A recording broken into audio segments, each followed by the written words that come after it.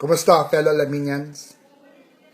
Nandito po ako ngayon para sagutin ang hamon ng aking pinsan na si Gilbert S. Panabang para sa kampanya laban sa droga.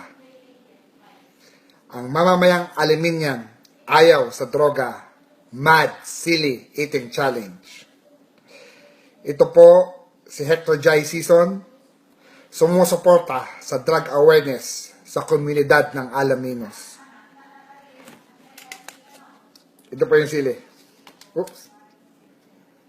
Ayan.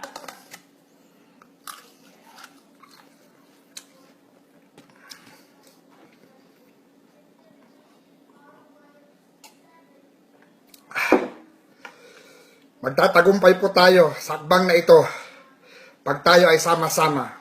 Kaya inaanyayahan ko po